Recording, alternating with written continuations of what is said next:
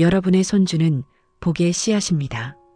당신의 남은 인생은 지금부터 다시 피는 봄이 될지도 모릅니다. 태어난 손주의 운세가 여러분의 자녀, 그리고 여러분의 운까지도 좌우합니다. 지금 손주의 얼굴을 한번 떠올려 보세요. 이번 영상에서는 손주의 타고난 운세가 우리 가족 모두에게 주는 영향과 우리 손주의 운세를 보는 방법들을 말씀드리겠습니다. 나는 괜찮아. 이 나이에 뭐 더 바랄 게 있겠어. 우리 손주만 잘 되면 좋겠어. 아프지 말고 외롭지 않고 잘 컸으면. 이런 기도 많이 하고 계시지요. 자식 걱정은 줄었지만 이제는 손주가 눈에 밟히는 나이. 그런데 정말 놀라운 이야기가 있습니다. 손주의 운세가 조부모의 운에도 영향을 준다는 말 들어보셨나요? 예부터 이런 말이 전해져 왔습니다. 손주가 귀하면 조모에게 덕이 있다. 손주의 인생은 조부모의 마지막 복이다. 무속에서도 명리에서도 심지어 풍수에서도 3대의 기운은 하나로 이어져 있다고 봅니다.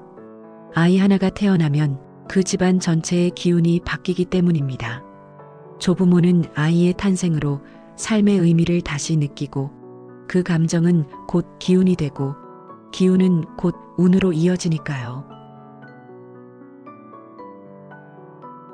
실제로 손주가 태어난 뒤 이런 변화 겪어보신 분들 계실 거예요. 이유 없이 기분이 좋아지고 오래 앓던 병이 호전되거나 숨겨진 재산이 돌아오거나 사람들과의 관계가 회복되는 일. 이건 단순한 우연일까요? 명리학에서는 이렇게 해석합니다. 복이 있는 생명체가 집안에 들어오면 그 기운은 혈연으로 연결된 자들에게도 흐른다. 특히 조부모는 아이의 생년월일, 사주팔자의 영향을 직접 받는다고 합니다.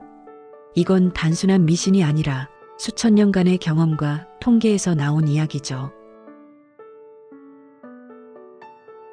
복이 많은 손주는 단지 잘 크는 게 아니라 그 존재 자체가 조부모의 에너지 중심을 바꿉니다.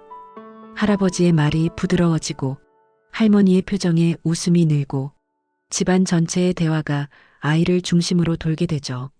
그리고 중요한 건 이 중심이 바뀔 때 돈의 흐름도 함께 바뀐다는 사실입니다. 왜일까요? 그건 기운은 마음을 바꾸고 마음은 행동을 바꾸고 행동은 결과를 바꾸니까요. 손주가 태어난 그해 당신의 사주에서도 무언가 변화가 있었을 수 있습니다. 실제로 많은 무속인과 명리학자는 이렇게 말합니다. 자식보다 손주가 조상의 기운을 더 크게 흔든다. 특히 첫 손주일 경우, 조부모가 생일을 직접 챙겨주거나 이름을 지어준 경우, 그 손주의 기운은 조부모의 재물운, 건강운, 인간관계운까지 영향을 줄 수 있다고 말합니다. 이건 마치 하나의 생명이 주변의 기운을 환기시키는 것과 비슷하죠.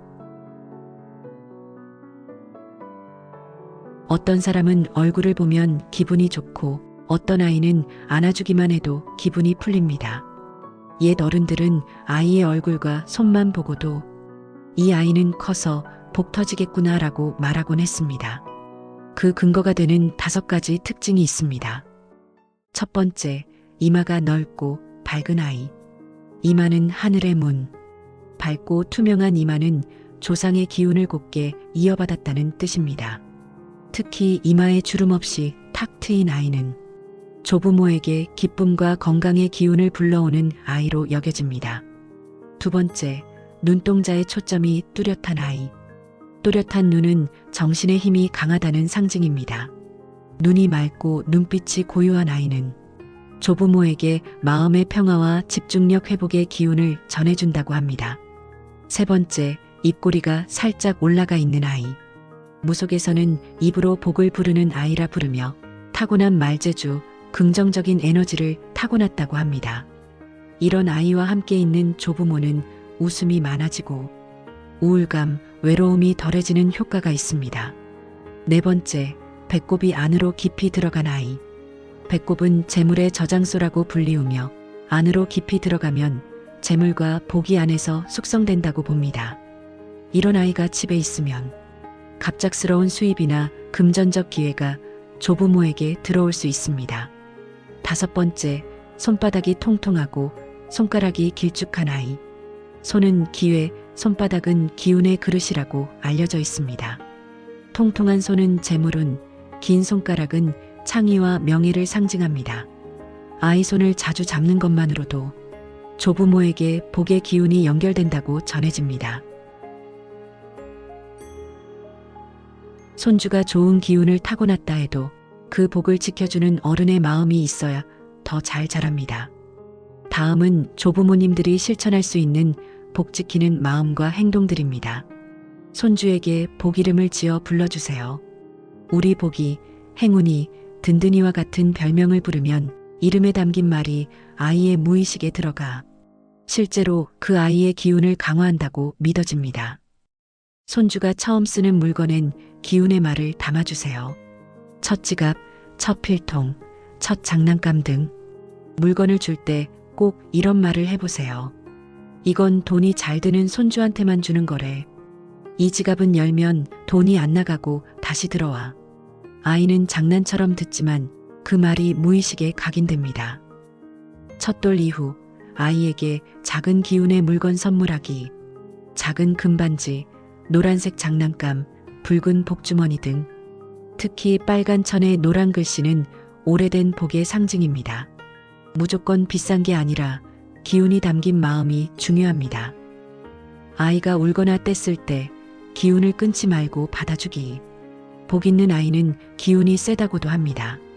너무 억지로 누르기보다 조부모만큼은 기운을 받아주는 역할을 해주면 아이의 복이 꺾이지 않습니다. 당신이 손주에게 해준 말 한마디, 잡아준 손 한 번, 웃어준 미소 하나, 그 모든 것이 당신의 운에도 기운을 불어넣는 순간이었습니다. 조부모가 아이에게 쏟은 사랑은 돈으로 환산되지 않아도 기운으로 돌아오는 복의 형태가 분명히 있습니다. 오늘도 손주가 웃고 있다면 당신은 이미 복이 자라는 길 위에 서 계신 겁니다. 아이를 키운다는 건 기운을 나눠주는 일입니다. 하지만 손주와 함께하는 삶은 그 기운을 되돌려받는 순간이기도 합니다. 우리 손주의 복이 곧 당신의 복이길 바랍니다. 여러분은 이미 손주에게 커다란 삶의 에너지이자 기둥이자 기운입니다. 지금도 육아를 도와주시는 할머니, 아픈 어깨지만 손주를 번쩍 안아주시는 할아버지, 멀리서나마 손주를 위해 기도하시는 모든 분들, 가족 모두의 운세에 행운이 가득하기를 기도하겠습니다.